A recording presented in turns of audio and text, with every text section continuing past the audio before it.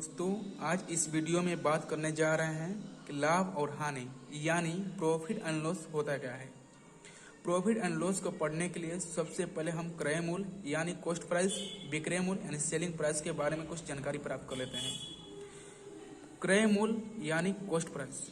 मान लीजिए मैंने एक दुकान पर गया और मैंने एक 5 रुपये का कलम खरीदा। जो मैंने दुकानदार से कलम खरीदा उसको कहते हैं कॉस्ट प्राइस यानी क्रय मूल्य। यही कलम मैंने जो 5 रुपये का कलम किना जाके मार्केट में यानी अपने दुकान से 10 रुपये के उस कलम को मैंने सेलिंग कर दिया यानी उस कलम को मैंने बेच दिया, उसको कहते हैं विक्रय मूल्य यानी सेलिंग प्राइस। चलिए अगला स्टेप समझते हैं लाभ। लाभ होता क्या है। यही मान लीजिए 5 रुपये का मैंने कलम खरीदा, जाकर मार्केट में 10 रुपये का बेच दिया। मान लीजिए कितना का प्रॉफिट हुआ, 5 रुपये का। 5 रुपये का हुआ ना। मान लीजिए 4 रुपये का कलम खरीदा, जाके मार्केट में मैंने 12 रुपये का सेल कर दिया, मैंने 12 रुपये का बेच दिया। तो प्रॉफिट कितना का हुआ, यानी 12 में से 4 घटा देंगे, सिंपल सी बात है, 8 आ जाएगा। यानी विक्रय मूल्य में से जब हम विक्रय मूल्य माइनस क्रय मूल्य, जब हम विक्रय मूल्य से क्रय मूल्य माइनस करेंगे यानी विक्रय मूल्य में क्रय मूल्य माइनस करेंगे तो हमें लाभ प्राप्त होगा। ये समझ लीजिए मैंने 4 रुपये का कलम खरीदा और जाकर मार्केट में 12 रुपये का सेल कर दिया, यानी 8 रुपये का हुआ, मुझे प्रॉफिट हुआ। यानी विक्रय मूल्य माइनस क्रय मूल्य इज इक्वल टू लाभ। अगला स्टेप हानि आता है। हानि होता क्या है। मान लीजिए दोस्त 10 रुपये के मैंने कलम खरीदा और जाकर मार्केट में मैंने उस कलम को किसी कारण मैंने 5 रुपये में बेच दिया। कीना था 10 रुपये में, लेकिन किसी कारण उस कलम को मैंने 5 रुपये में सेल कर दिया, यानी मुझे हानि हुआ। कितना का हानि हुआ, 5 रुपये का। अब ये देखते हैं इस हानि आया कैसे। यानी अब क्रय मूल्य से विक्रय मूल्य घटाएंगे और जो विक्रय मूल्य घटाएंगे जो प्राप्त होगा वही मेरा हानि होगा। यानी कहने का मतलब होता है क्रय मूल्य माइनस विक्रय मूल्य, यानी लाभ बराबर विक्रय मूल्य माइनस क्रय मूल्य, हानि बराबर क्रय मूल्य माइनस विक्रय मूल्य। कुछ एग्जाम्पल लेकर इस सवाल को हम समझें। मान लीजिए दोस्त मेरा सीपी यानी कॉस्ट प्राइस यानी क्रय मूल्य 20 रुपया है और एसपी का मतलब विक्रय मूल्य, विक्रय मूल्य का मतलब सेलिंग प्राइस, और सेलिंग प्राइस है मेरा 30 रुपया।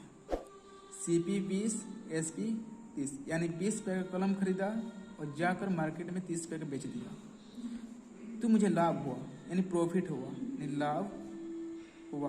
कितना का हुआ, यानी विक्रय मूल्य माइनस क्रय मूल्य को घटा देंगे, यानी विक्रय मूल्य यानी एसपी 30 है माइनस सीपी यानी cost price 20 is equal to 30 minus 20 बराबर 10, जो 10 रुपये का लाभ हुआ। आइए एग्जाम्पल नंबर दूसरा लेते हैं। क्रय मूल्य 40 रुपया। क्रय मूल्य को सीपी कहते हैं शॉर्टकट में। क्रय मूल्य 40 यानी मैंने दुकानदार से खरीदा 40 रुपया। विक्रय मूल्य यानी एसपी 40 रुपये में कलम खरीदा अब 20 रुपये में सेलिंग कर दिया, यानी 20 रुपये में बेच दिया, यानी हानि हुआ। कितना का हानि हुआ, यानी क्रय मूल्य मेरा दिया है 40, अब विक्रय मूल्य 20, यानी क्रय मूल्य माइनस विक्रय मूल्य, जो हानि प्राप्त होता है। हानि बराबर 40 माइनस 20 आंसर। अब अगला स्टेप है लाभ प्रतिशत यानी प्रॉफिट परसेंट। लाभ प्रतिशत बराबर होता है लाभ बटा में क्रय मूल्य गुणे 100। उसी तरह होता है हानि प्रतिशत, तो हानि बटा में क्रय मूल्य गुणे 100, यानी जब लाभ परसेंटेज पूछेगा तो ऊपर लाभ अब बटा में क्रय मूल्य गुणे 100, हानि परसेंटेज पूछेगा तो हानि अब बटा में क्रय मूल्य गुणे में 100। ठीक है। मान लीजिए एक सवाल है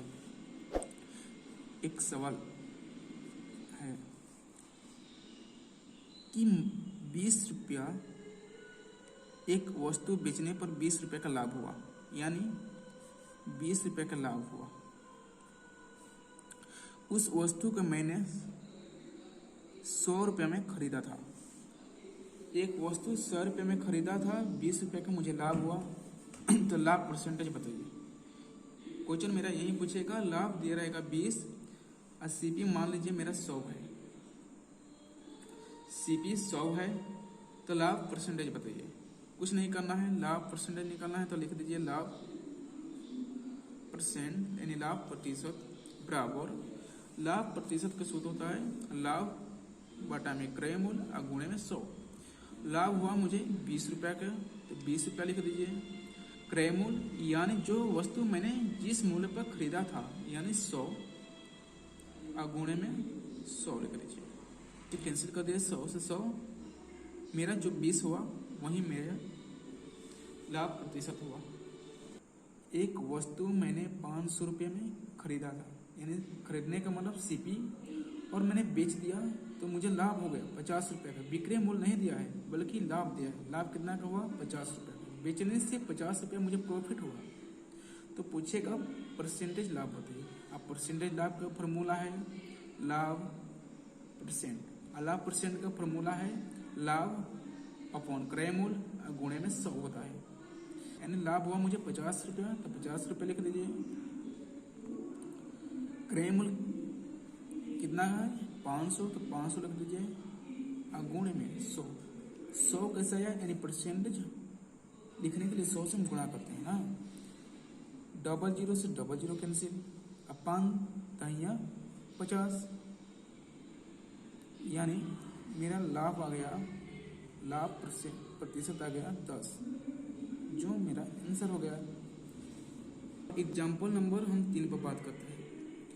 मान लीजिए अब मैंने एक वस्तु यानी सीपी किसी दुकानदार से 600 रुपये में खरीदा। खरीदने के बाद कभी भी सवाल में क्वेश्चन में कहा जाए खरीदने के, यानी समझ लेना सीपी रहेगा मेरा। सीपी 600 है और उस वस्तु को बेचने से मुझे हानि हो गई। उस वस्तु को बेचने से मुझे हानि हो गई, मान लीजिए 200 रुपये की। 600 रुपये में खरीदा और उस वस्तु को बेचने से मुझे 200 रुपये की हानि हुई। तो बताइए हानि प्रतिशत कितना होगा? सिंपल सी बात है, हानि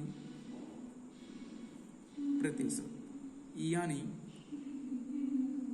लॉस प्रतिशत परसेंट ना। यानी हानि प्रतिशत की फॉर्मूला होता है हानि बटा में क्रय मूल्य। क्रय मूल्य को कहते हैं शॉर्टकट में सीपी गुणे में 100। सीपी मतलब खरीदा था, हानि हुई बेचने से 200 रुपये की, तो हानि प्रतिशत क्या होगा? तो हानि हुआ 200 की। क्रय मूल्य कितना था? 600 रुपया, और गुणे में परसेंटेज है तो 100 से गुणा कर दो। 00 कैंसिल। 200 में 6 से भाग करेंगे तो आएगा 2 बटा में 6, यानी 2 से कटाइए 100 बटा में 3। कटाने का मतलब एक ही अंश में कटाना है।